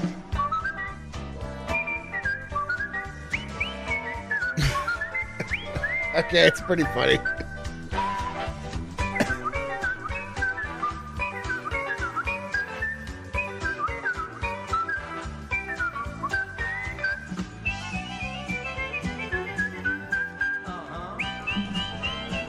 That's hard.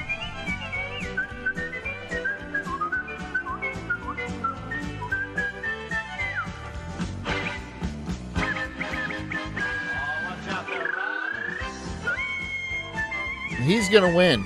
He's really good.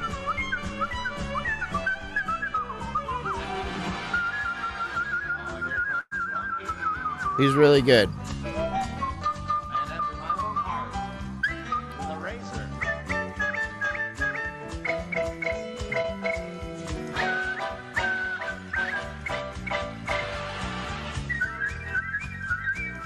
Is this the Ed, Ed and Eddie theme? No, I don't think it is. But it could be.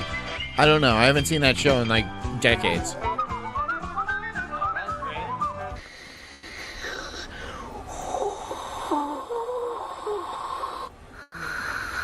Maybe we'll do pucker whistle and then palatal whistle. How about that?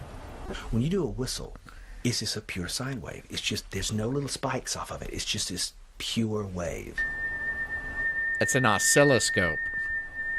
And so they're getting sciencey with their whistling. If you want to understand what whistling is, the first question is obviously, well, what is sound? Sound turns out to be pressure waves in the air. When you're whistling, the air rushes through, but then some of it, if you will, gets kind of curled up in here and forms these sort of vortices. And so these little ripples that occur is what sets up the vibrations, which is the whistle.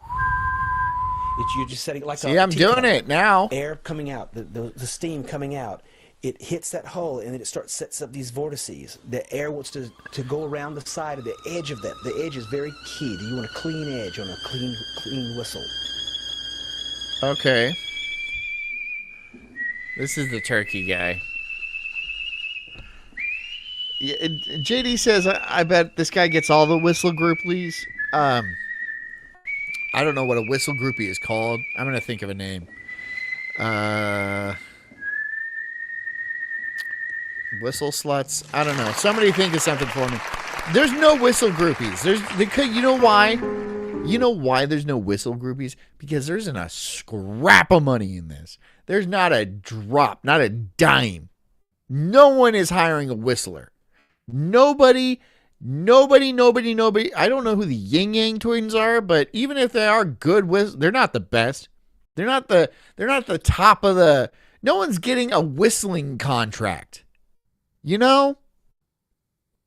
People don't want to be around whistlers. I don't want to hear this in my headphones.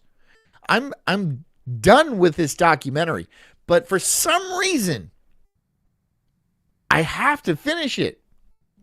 I don't know if it's because we were talking about 9/11 so much, and then this disaster came on, but we're getting through it. We're getting through this, guys. Whistling is not for the love of for the love of the game, yeah, sure. But like, look at the physiognomy of these people. They're ugly. So whistling, by that fact, is for ugly people. I don't know why they all tend to be super ugly. Probably because people don't want to be around them because they're ugly. And then if no one's around you, you're like, oh, I might as well just whistle because no one's around me anyway. And so I might as well be ugly and annoying. So there you go. Ugly and annoying.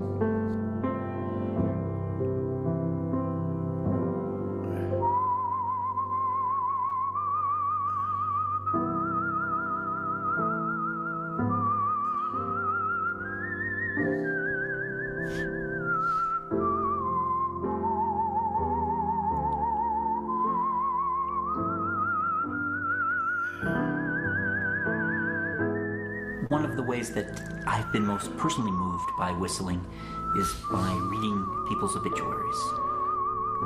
Reading people's obituaries? They'll say, Aunt Jane used to love to whistle while she pulled the weeds in the garden.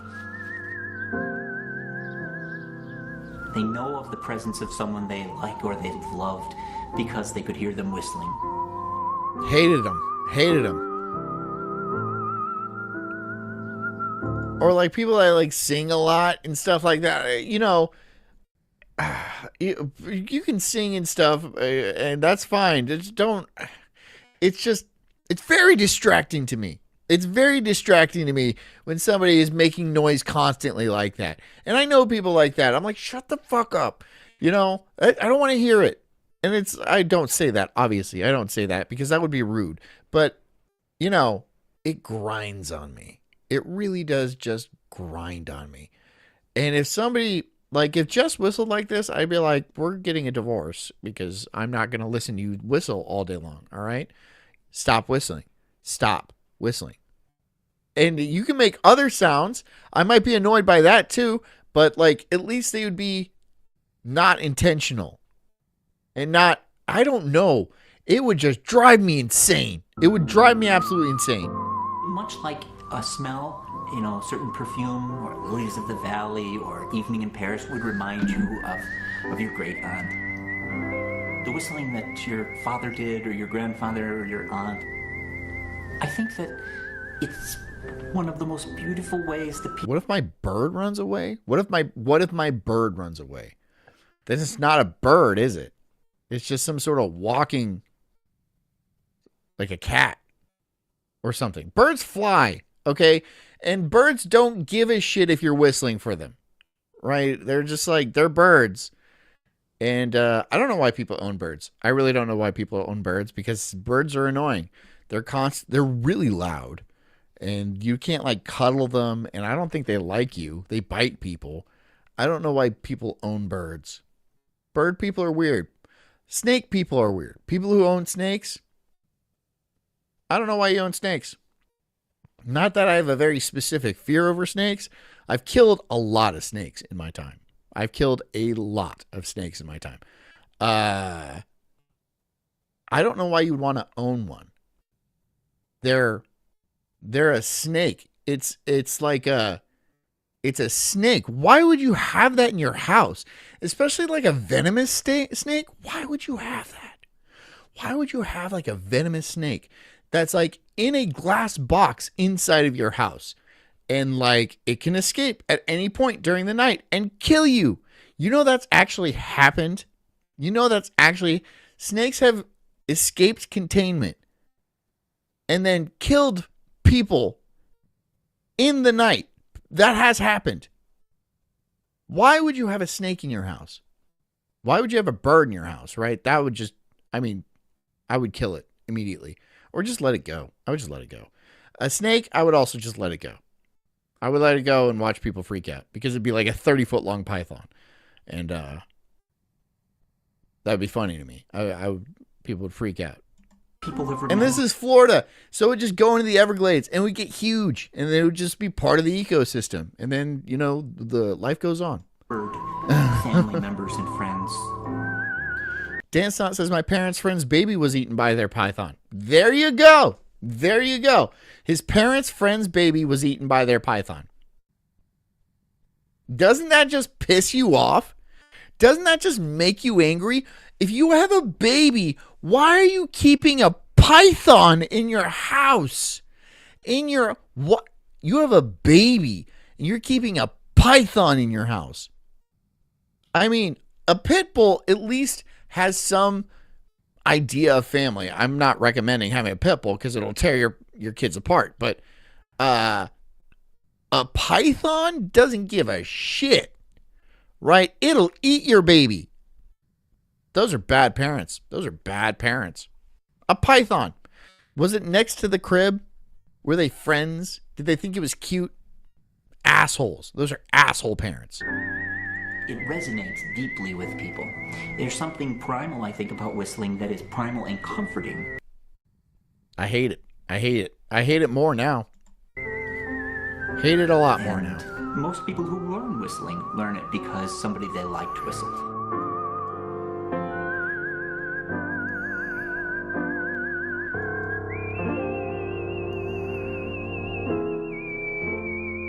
You look like an idiot when you whistle, too.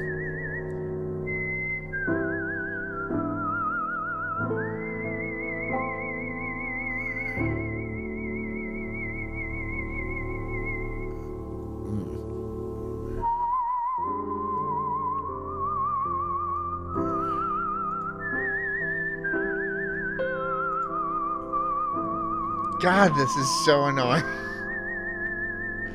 I'm still going with it. I'm just still going with it.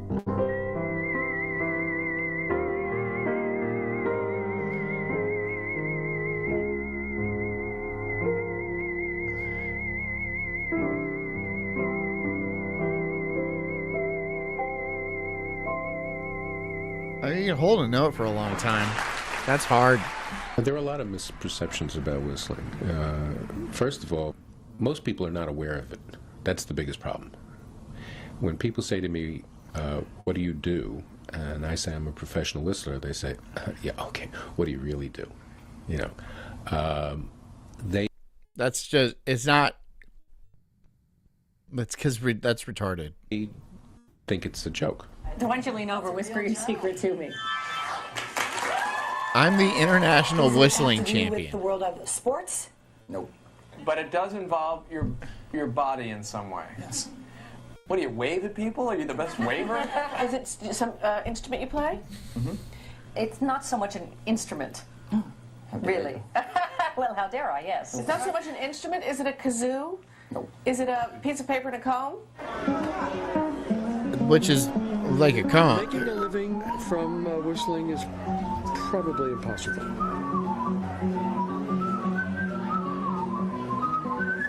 Not impossible. Not impossible, just stupid.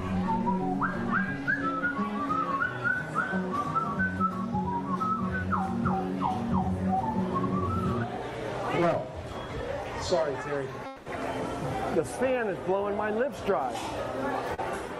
Since whistling has fallen off the cultural radar scope, there are moments where we get frustrated where, if someone's invited on the Tonight Show or... Dick Rickham says black people must have no clue what's even happening.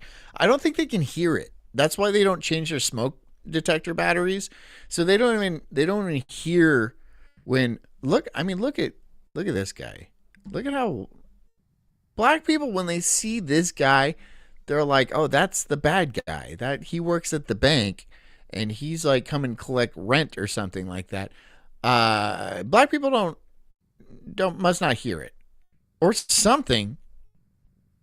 I wouldn't know what's going on. I would have no idea what's going on. Or David Letterman, and you are the stupid human trick. Versus... It is a stupid human trick. It's a stupid thing to do. Learn an actual instrument and play it when people want you to play it, not whistling. Not whistling. No one whistles. I mean, a lot of people whistle, but it's not supposed to be something you're... I don't know why this is frustrating me so much. The artist. I'm frustrated tonight. I'm frustrated. Actually, a few centuries ago, people were taking the art whistling very serious. There was this guy, Jacob van Eyck. The pieces he wrote for flute and recorder, he also whistled it. So, a few hundred years ago, they took it very serious. But then, of course, there was no television, there was no radio, there was no entertainment.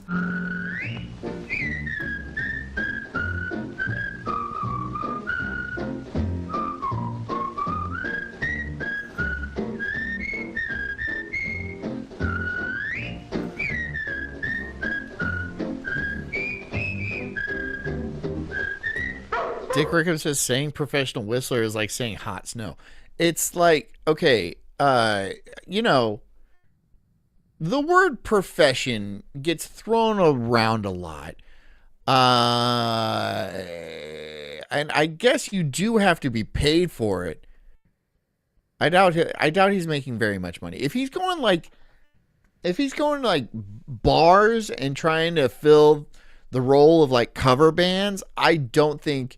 Because cover bands, I mean, I've met a few cover bands in my time, and they don't make anything, right? They travel around constantly, and they make next to nothing. And when I'm like, they can't even afford gas to get to the next gig.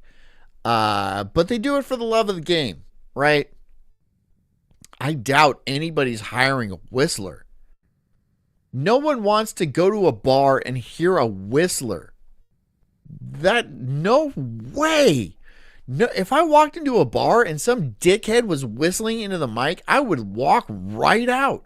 It wouldn't even be an issue. There's no effing way. There's no effing way.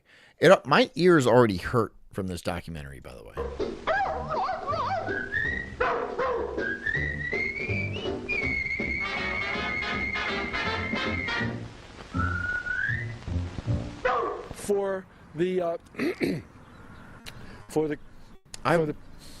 I watched a documentary where two men were fighting over a human leg, and one of the men only had one leg left. And that was a stupid documentary. This is like a lot worse. This is much worse than that. I like the documentary where they were fighting over a leg. There was like complexity behind it and stuff, and interesting characters. These are interesting characters, don't get me wrong. I just hate what they're doing. First section is pop. I've got a little asthma. Oh, please die. Please die. Please get like lung cancer from over whistling your entire life, and like just die from it. Getting worse, so my Is that whistling days mean? are numbered. Is that mean? So that's why I felt like I better get here. I haven't been here for 10 years. I don't know. But with the aid of a Good. puffer and a cherry-flavored cough drop, I'll be able to get up there and do it. But I'm going to whistle Under Paris Skies for the popular. That's...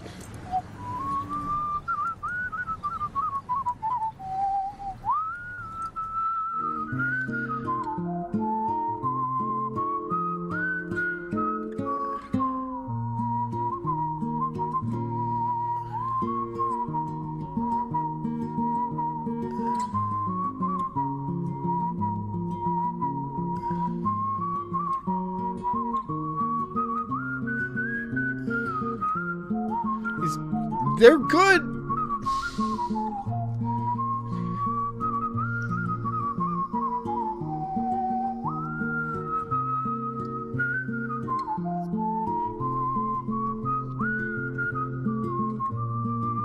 Not a lot of women in this competition.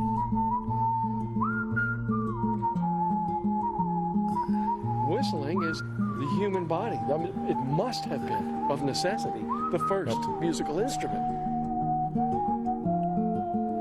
Music of the whistling comes from your heart. It comes I think from you're your jealous, mind. It John. comes from the feelings that...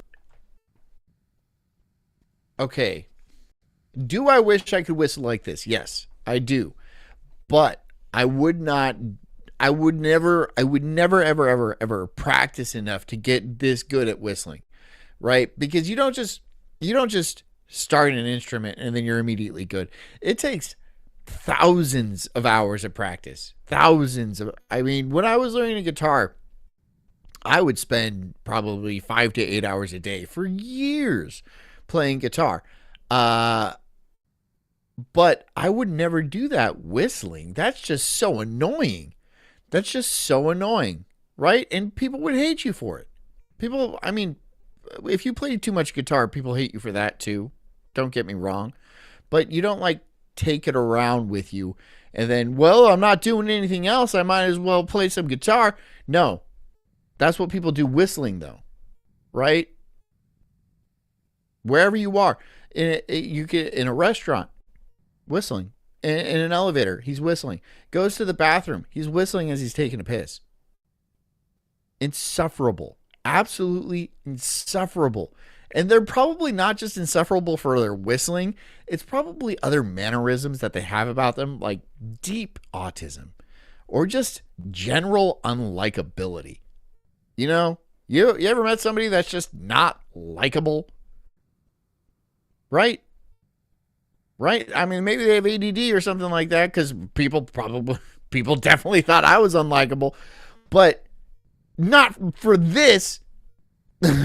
Not for this. The thoughts that pass by that you want to get out without walking around talking to yourself. So you whistle.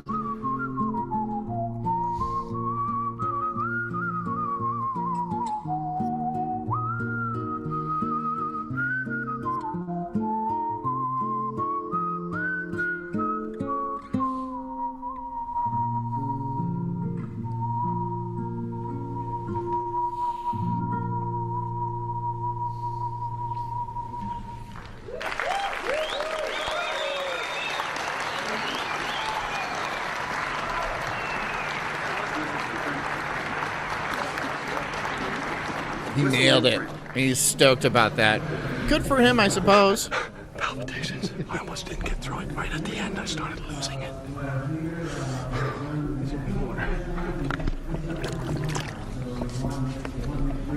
But that's a pretty good song, isn't it? It's a good song. And I was nervous that I wouldn't finish. I detected one little tiny error right near the end. Could you hear it? Nope. John Rutherford is our next whistler. He's from Michigan. He is going to do the Schubert Ave Maria.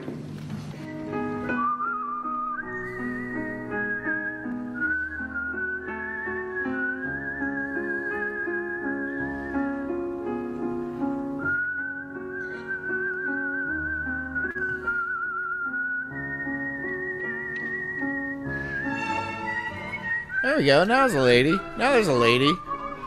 Don't call me Jealous John. Don't call me Jealous John.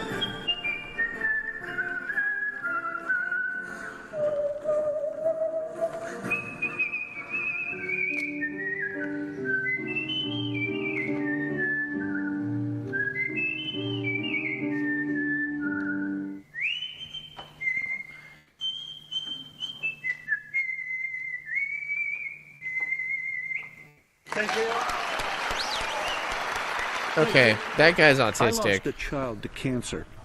And Bummer. Somebody once asked me, how did you get through that, Barry? She was sick for 2 years with this insidious disease that hits us and the rest of it. I whistled my way to work. It was one of my therapies. Actually, Psychopath. You can't be sad. Psychopath. And whistle. Psychopath. That's another thing, right? You can't be sad and whistle. So stop. So stop. If you're at a funeral and you're whistling, you're gonna look like an asshole, right? Your kid just died from cancer, and then you're like in the the procession where they drive the car, and you're whistling like a dick, like an ass. You know, other people are also sad, and you're just whistling away. You can't be sad when you're whistling. God, I want to hit you. I want to hit you. I want to hit you. I want to hit you and like strangle you. I'll strangle you like a bird. I'm not jealous. This isn't jealousy that's coming off of me. It's like my cheeks are getting red from just anger, just from rage. And I don't even know why. Maybe I am jealous. I'm jealous that you just get to be happy because you just walk around fucking whistling all the time. And I just want to slap you for it. I want to slap you. Maybe is that what I'm jealous for? Probably. I don't get to be happy. I mean, I do. But like in a very different brooding way. You know?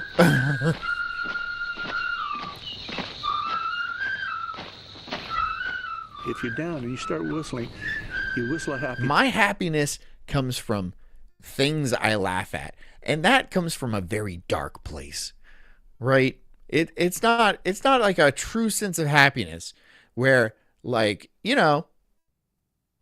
I'm just happy. I just look like this. No, maybe I'm not gonna like blow my own horn or anything, but maybe I'm too smart to be happy. Honestly, some people are just too smart to be happy because I see stupid people and they look like they're having a good time. And I'm like, that motherfucker, he's just whistling out on this beautiful day. I should kill him. I should kill that person. Too. Uplifting. If you're frightened or afraid. Oh, that's Whistling John for you. Despite what you says, oh, that's old Whistling John. That's old Whistling John. He's just walking on sunshine. Old Whistling John there. Wow, what's that? Is he wearing a white shirt? That's what I'd be wearing, white shirts, right? It'd be a whole character arc, right? Where I'm wearing white shirts and I dye my hair blonde. And then I put like blue contacts in and I'm just fucking whistling and I'm let's go like that. I'm playing Frisbee in the park or something like that. That's not my vibe, dude. It's not my vibe. Whistling John is not real. All right. He can't hurt you. However, Brooding John is absolutely real and he will hurt you. Especially if you're whistling, man. I will strangle you. I will strangle the life out of you, man. Like, it's not even... that's when I would get a smile on my face. As I see your eyes roll back into your head and that your puckered lips just kind of go blue, right? They just go blue. And then you just... and I'm like, your parents will never see you again. All that, there's no question about it. When you're chewing on life's gristle, don't grumble. Give a whistle. And this'll help things turn out for the best. Always look on the bright side of... A bright colored Hawaiian shirt. Could you imagine me in a Hawaiian shirt? like what are those fat old guys? The Tommy Bahama shirt. Could you imagine me in a Tommy Bahama shirt? Like, seriously? A Tommy Bahama shirt? Like some fucking 60, 65-year-old boomer wearing a Tommy. I'm at the bar hitting on like a waitress way too young for me. And I'm all like, oh, God. Dude, I would rope. So, but I have better taste than that. I have enough taste to know I'm not wearing a fucking Tommy Bahama shirt. You know? Never.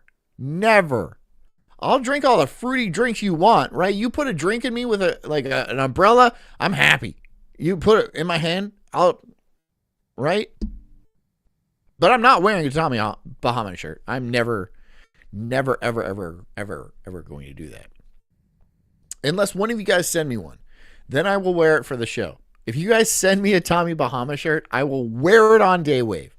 I'm not going to wear it on my show. I will wear it on Daywave, though. And the people will be shocked. They will be shocked, and they will I don't know what they would do with themselves. I honestly don't. They would think it's some sort of Mandela effect, and I would do it just for the kicks, just to really make people angry. I would make myself angry. I'd rip it off, and I'd ruin it, right? So be prepared for that, because I will ruin it the very first time I wear it. Just because it's not my vibe. I'm not a Tommy Bahama guy. I'm not on a boat, right? I would love a boat. I would not love a boat. They cost a fortune, and they're just all work. I'm just not that kind of guy. I'm not a Tommy Bahama guy. I'm not like a 4 p.m. drinks at a bar made out of bamboo type of person. I live near the beach. Yeah, that's cool. I wouldn't be caught dead in a Tommy Bahama shirt. You wouldn't catch me dead in a Tommy Bahama shirt. No. No, sir. No, sir. And if I am dead, it's probably because I shot myself because I saw I was wearing a Tommy Bahama shirt. And I wouldn't even know what to do. That's what I would do. A Tommy Bahama shirt. Or like a big Hawaiian a Hawaiian shirt would be different, but a Tommy Bahama shirt, no. I'm just like, God, dude. No to all of that. No to all of that. I wear my very specific things for a very specific reason, just as I'm an old man. She's like, you're an old man. You have your things and you like your things just right. I'm like, yes, it is called clinical obsessive compulsive disorder. And you pointing that out, bothers me. So I'm just going to wear my black shirts and wash my rice 7 times and make sure the light's off 3 times. Click, click, click, click, click, click. And then you are going to sit there quietly and I'm going to put my headphones and I'm going to go to sleep. Okay? All right? We're okay? If I see any fucking Tommy Bahama shirts in this house, I'm burning the entire thing down. The whole thing. Don't you whistle at me. Just a psychopath. Just a complete unhinged psychopath. That's me. Whistling John. There's something you forgot. I'm cute. And that's to laugh and smile See? and dance and sing. When you're feeling in the dumps, do not call me Johnny Bahama. Just purse your lips and whistle. I'm not Johnny Bahama. Hey. I'm not Johnny Bahama. I will mute myself. I will mute myself for eternity. You will not call me Johnny Bahama. The sea shanty. Whistling John has an ugly girlfriend. What does that even mean? Into almost a game that made work fun. While I'm fascinated by whistling and am learning about how it's been used. Despite what you've heard, says they help you hide your gun. Yeah, okay, fine. All right. A Tommy Bahama shirt will help you hide your gun. But I don't, that's still not worth it. Because all the fights I would get into over people saying, oh, you Tommy Bahama shirt. And then I would pull my gun out. And then it'd be a real problem because Jess says you need to stop pulling out your gun. And I was all like, you don't tell me what to do. And then I whistle off into the distance. I don't always enjoy whistling. Some whistling. I don't always enjoy whistling. Sometimes I'm forced to whistle. Can be very disconcerting. I don't see how. I don't see how at all. Just stop. If you're whistling and you're like, oh, I can't take it anymore. Just stop doing that. Just stop doing that. If you're doing whistling against your will, I have like a bunch of questions. I have so many questions for you about why you would be whistling if you don't want to whistle. Why would you be whistling in front of people? Even if you did want to whistle. Whistling seems like something you do alone. And that's why all these people are alone all the time. Also, they have this going on. None of them are very good looking. Fritz Lang's movie M, there's the whistling that foretells the... Namzog says, John dresses like a retired New Jersey state trooper who rides Harleys. Yeah, I could see that. I could definitely, I mean, like, yeah. No one rides Harleys, though. And I wouldn't buy a Harley. I'm not going to spend $30K on a bike. I don't ride motorcycles anymore. It's just too dangerous. I've lost too many people on motorcycles. But yeah, I could see that. Why does everyone think I'm a fucking cop? Why does everyone think I'm a cop? I don't get it. Is it because like I'm relatively clean cut and in shape and like no nonsense? No nonsense John. No nonsense whistling John. That's me on my Harley with my Tommy Bahama shirt. God, I hate you guys. I fucking hate you guys. But also, I hate you guys. in real life whistlers. I don't hate you guys. I'm just like so disappointed so often by you, and I wanted to. Thanks for coming. Please shoot me for listening. I don't know what this documentary did to my psyche, but it broke something in me. It really legitimately broke something into me. I feel hot and flustered, and I'm just mad. I'm mad now. And that's not good. John is usually very relaxed. That's not true. But let's pretend that John is usually very relaxed. This documentary pissed me off. It really, really made me angry. And that's not fair. That's not fair to me. That's not fair to you guys. I'm never doing a whistling documentary again. I refuse. I refuse to do a whistling documentary again. But I hope you guys had a good time. And I hope you guys learned something. And I hope you enjoyed the Sulk stream with your friend, Tommy Bahama whistling John. Now, if you guys ever mention any of those names or a Tommy Bahama shirt again, I'll lose my mind. I'll just lose it. I will lose it. I will lose it. I hope you guys come back for tomorrow's show where I'm not going to be doing this bullshit anymore. Still be wearing the same black shirt, though. Not going to catch me dead in a Tommy Bahama shirt. So until then, guys, I hope you guys do your best to not make me lose my mind. Not do that. Not make me lose my mind.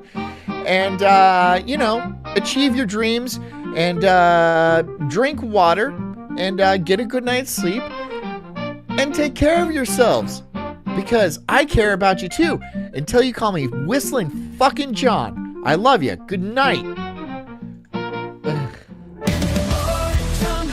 I'm an incredible soul, unhinged and enraged like a bulldog's fierce growl. I'm spitting fire, burning through these trees, questioning the world, unraveling conspiracies. Talking about Bigfoot, but Yes Monster too. Government lies, they're feeding me their goo. I'm diving deep into this rabbit hole, uncovering the truth, setting fire.